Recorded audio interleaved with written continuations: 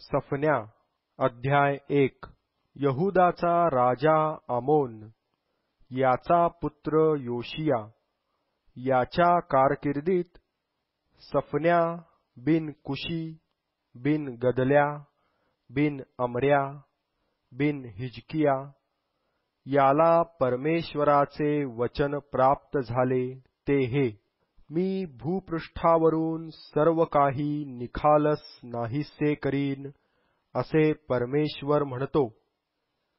मी मनुष्य व पशु नष्ट करीन, मी आकाशातले पक्षी, समुद्रातले मासे, दुर्जन व त्यांचे अडथळे नाहीतसे करीन, भूपृष्ठावरून मानव नाहीतसे करीन, असे परमेश्वर म्हणतो।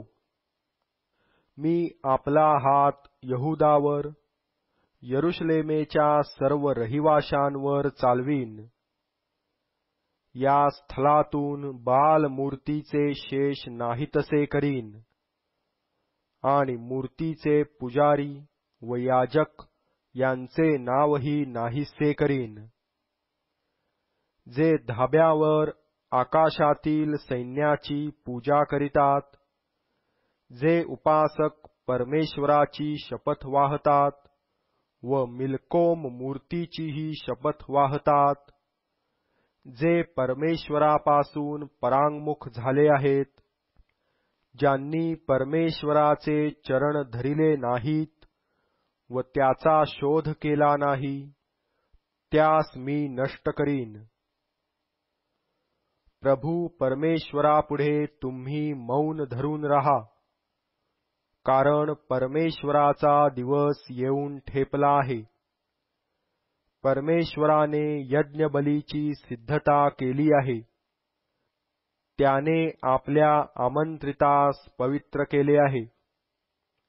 परमेश्वराच्या यज्ञसमयी असे होईल की सरदार, राजपुत्र व ज्या सर्वांनी परदेशी पोशाख चढविला आहे, त्यांचा मी समाचार घेईन। त्या दिवशी जे उंबरठ्यावरून उडी मारून आपल्या प्रभूचा वाडा बलात्काराने व कपटाने भरून टाकितात, त्या सर्वांचा समाचार मी घेईन।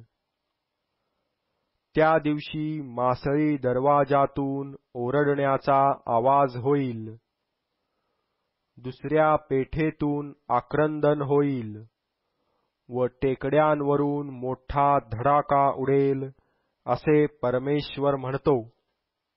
मक्तेशच्या रहिवाशांनो, आक्रंदन करा, कारण कनानाचे सर्व लोक नाश पावले आहेत। चांदीने लादलेले सर्व नाश पावले आहेत। त्या समयी असे होईल की मी दिवट्या घेऊन यरुशलेमेची तपासणी करीन व जे खाली गाळ असलेल्या द्राक्षारसासारखे मंदावले आहेत आणि आपल्या मनात म्हणतात की परमेश्वर बरे करीत नाही व वाईटही करीत नाही, त्यांचा मी समाचार घेईन। त्यांचा माल लुटला जाईल, त्यांची घरे उजाड होतील। ते घरे बांधितील, पण त्यात वसणार नाहीत। द्राक्षीचे मळे लावितील, पण त्यांचा द्राक्षारस पिणार नाहीत। परमेश्वराचा मोठा दिवस समीप आहे, तो येऊन ठेपला आहे, वेगाने येत आहे। ऐका, परमेश्वराचा दिवस, तेथे वीर दुःखाने ओरडत आहे। हा संतापाचा दिवस आहे, दुःखाचा व क्लेशाचा दिवस आहे, विध्वंसाचा व उजाडीचा दिवस आहे, अंधकाराचा व उदासीनतेचा दिवस आहे, अभ्रांचा व निबिड अंधकाराचा दिवस आहे। तटबंदीच्या नगरांविरुद्ध व उंच बुरुजांविरुद्ध रणशिंगाचा व रणशब्दाचा हा दिवस आहे। मी माणसांवर संकट आणीन, ते अंधळ्यासारखे चालतील, कारण त्यांनी परमेश्वराविरुद्ध पाप केले आहे. त्यांचे रक्त धुळीसारखे व त्यांचे मांस विष्ठेसारखे फेकितील. परमेश्वराच्या क्रोधदिवशी त्यांच्या सोन्या रुपयाने त्यांचा बचाव होणार नाही. त्याच्या ईर्ष्येच्या अग्नीने सर्व देश भस्म होईल, कारण तो देशातील सर्व रहिवाशांचा अंत करील आणि तोही एकाएकी करील. सफन्या अध्याय 2. हे निर्लज्ज राष्ट्रा, एकत्र हो, ताळ्यावर ये. निर्णय बाहेर पडेल, दिवस भुसाप्रमाणे उडून जाईल. परमेश्वराचा क्रोधदिन तुम्हावर येईल. त्यापूर्वी ताळ्यावर या, देशातील सर्व नम्र जनांनो. परमेश्वराच्या न्यायानुसार चालणाऱ्यांनो, त्याचा आश्रय करा. धार्मिकता व नम्रता यांचे अवलंबन करा, म्हणजे कदाचित परमेश्वराच्या क्रोधदिनी तुम्ही दृष्टीआड व्हाल. कारण गज्जाचे विस्मरण पडेल. अश्कलोन रान बनेल. अश्दोदास भर दुपारी हाकून देतील. एक्रोनावर नांगर फिरेल. समुद्रतीरीच्या रहिवाशास, करेथी राष्ट्रास धिक्कार असो. हे कनाना, पलिष्ट्यांच्या देशा, तुझविरुद्ध परमेश्वराचे वचन आहे. मी तुझा असा नाश करीन की तुझ्यात एकही रहिवासी उरणार नाही. समुद्रतीरीच्या प्रदेशाची कुरणे बनतील व त्यात मेंढपाळांच्या गुहा व मेंढवाडे होतील. तो प्रदेश यहुदी घराण्याच्या अवशेषासाठी होईल. तेथे ते आपली मेंढरे चारितील. अश्कलोनाच्या घरातून ते संध्याकाळी बिऱ्हाडास राहतील, कारण परमेश्वर त्यांचा देव त्यांना भेट देईल व त्यांचा बंदिवास उलटवील. यवाबाने केलेली निंदा मी ऐकली आहे. अम्मोन वंशजांनी केलेली निर्भत्सना मी ऐकली आहे. त्यांनी माझ्या लोकांची निंदा केली आहे आणि त्यांच्या सरहद्दीवर त्यांनी आपल्या महत्वाचा तोरा मिरविला आहे. म्हणून सेनाधीश परमेश्वर, इस्रायलाचा देव, आपल्या जीविताची शपथ वाहून म्हणतो, मोवाब सदोमासारखे निश्चये होईल. अम्मोन वंशज गमोऱ्यासारखे होतील. खाजकुयरीचे वतन व मिठागर ही सर्व काळ वैराण होतील. माझ्या लोकांचे अवशिष्ट जन त्यास लुटितील. माझ्या राष्ट्राचे अवशिष्ट राहिलेले लोक त्यांचा ताबा घेतील. त्यांनी सेनाधीश परमेश्वराच्या लोकास तुच्छ मानिले व त्याजवर तोरा मिरविला, म्हणून त्यांच्या गर्वाचे त्यास हे प्रतिफळ मिळेल. परमेश्वर त्यास भयावह होईल. पृथ्वीवरच्या सर्व दैवतांचा तो क्षय करील. तेव्हा सर्व राष्ट्रद्वीपे व प्रत्येक जण आपापल्या स्थानी त्याला भजेल. अहो कुशाच्या रहिवाशांनो, तुम्हीही माझ्या तरवारीने मराल. तो उत्तरेवर आपला हात चालवून अश्शूराचा नाश करील. निनवे वैराण रानाप्रमाणे वृक्ष करील. गुरा मेंढरांचे कळप, भूतलावरील सर्व पशु तिच्यामध्ये वसतील. पाणकोळी व साळू तिच्या खांबांच्या शिरोभागी राहतील. त्यांचे घुमणे खिडक्यातून ऐकू येईल. उंबरठे ओस पडतील, कारण त्याने गंधसरूचे लाकूडकाम उघडे केले आहे. हीच ती उल्हासी निर्धास्त असलेली नगरी.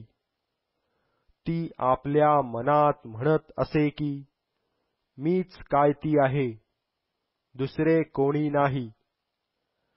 ती कशी ओसाड पशु बसण्याची जागा झाली आहे. तिच्या जवळून जाणारा प्रत्येक जण तिची छी थू करील व तिच्याकडे हातवारे करील. सफन्या अध्याय 3. ती बंडखोर, भ्रष्ट व बलात्कारी नगरी, तिला धिक्कार असो. तिने वचन मानिले नाही, बोध घेतला नाही, परमेश्वरावर श्रद्धा ठेविली नाही. ती आपल्या देवासमीप आली नाही. तिच्यातले तिचे सरदार गर्जना करणारे सिंह आहेत. तिचे न्यायाधीश संध्याकाळी बाहेर पडणारे लांडगे आहेत. ते सकाळच्यासाठी काही शिल्लक राहू देत नाहीत. तिचे संदेष्टे बढाईखोर व विश्वासघातकी आहेत. तिचे याजक पवित्र स्थान भ्रष्ट करीतात. त्यांनी धर्मशास्त्राचे अतिक्रमण केले आहे. तिच्यामध्ये परमेश्वर न्यायी आहे. तो काही अन्याय करीत नाही. रोज सकाळी तो आपला न्याय प्रगट करीतो, चुकत नाही. अधार्मिकास तर लाज कशी ती ठाऊक नाही. मी राष्ट्रे नष्ट केली आहेत. त्यांचे बुरुज उद्ध्वस्त केले आहेत. मी त्यांचे रस्ते उजाड केले आहेत. त्यांनी कोणी जात येत नाही. त्यांची नगरे उद्ध्वस्त केली आहेत. कोणी माणूस, कोणी रहिवासी तेथे उरला नाही. मी म्हणालो, तिने माझे भय मात्र धरावे, बोध घ्यावा. म्हणजे तिच्या संबंधाने मी जे काही ठरविले आहे, तदनुसार तिची वस्ती नष्ट होणार नाही. पण त्यांनी आपली सर्व दुष्कर्मे नेटाने चालविली. परमेश्वर म्हणतो, मी लुटीसाठी उठेन, तोवर माझी वाट पहा. कारण राष्ट्रे एकत्र जमवावी, राज्ये एकत्र मिळवावी. त्यावर माझा क्रोध, माझा सर्व संतप्त क्रोध पाडावा, हा माझा निश्चय आहे. कारण माझ्या ईर्षेच्या अग्नीने सर्व पृथ्वी भस्म होईल. मी राष्ट्रास शुद्ध वाणी देईन व परमेश्वराची सेवा घडावी, म्हणून ते सर्व त्याच्या नामाचा धावा एकचित्ताने करीतील. कुशाच्या नद्यापलीकडून ते माझ्या उपासकास आणीतील. ते माझ्या पांगलेल्यांची कन्या मला अर्पण म्हणून आणीतील. ज्या ज्या बाबतीत तू मजविरुद्ध उल्लंघन करावेस, त्याविषयी त्या दिवसात तुला लज्जित होण्याचे कारण पडणार नाही. कारण तेव्हा मी तुझ्या उन्नतीचा अभिमान धरणाऱ्यास तुझ्यातून नाहीतसे करीन. माझ्या पवित्र पर्वतावर तू यापुढे तोरा मिरविणार नाहीस. मी तुझमध्ये नम्र व गरीब लोक राहू देईन. ते परमेश्वराच्या नामावर श्रद्धा ठेवितील. इस्रायलाचे अवशिष्ट जन काही अनिष्ट करणार नाहीत, लबाडी करणार नाहीत. त्यांच्या मुखात कपटी जिव्हा आढळावयाची नाही. ते चरतील व विश्रांती मिळवितील. कोणी त्यास भेवडावणार नाही.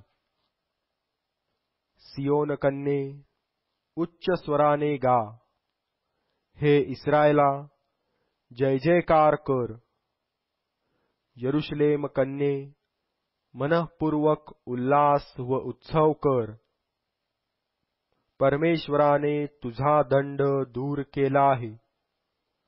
तुझ्या शत्रूचे निवारण केले आहे. इस्रायलाचा राजा परमेश्वर तुझमध्ये आहे. तुला पुन्हा अरिष्टाची भीती प्राप्त होणार नाही. त्या दिवशी यरुशलेमेस म्हणतील, हे सियोने, भिवू नको, तुझे हात गळू देऊ नको. परमेश्वर तुझा देव सहाय्य करणाऱ्या वीरासारखा तुझ्या ठायी आहे. तो तुझविषयी आनंदोत्सव करील. त्याचे प्रेम स्थिर राहील. तुझविषयी त्याला उल्हास वाटून तो गाईल. जे तुझे लोक सणाच्या मेळ्याची आठवण करून रडतात, त्यास मी एकत्र मिळवीन. त्याजवर निंदेचा भार पडला आहे. पहा, त्या समयी तुला पिडणाऱ्या सर्वांचा मी समाचार घेईन. जी लंगडी आहे तिला मी बचावीन. हाकून दिलेलीस परत आणीन. अखिल पृथ्वीवर ज्यांची अप्रतिष्ठा झाली आहे, त्यांची प्रशंसा व नावलौकिक व्हावा असे मी करीन. त्या समयी मी तुम्हास आणून एकत्र करीन. तुमच्या डोळ्यादेखत तुमचा बंदिवास उलटवीन. तेव्हा पृथ्वीवरल्या सर्व राष्ट्रात तुमचा लौकिक व गौरव होईल, असे मी करीन.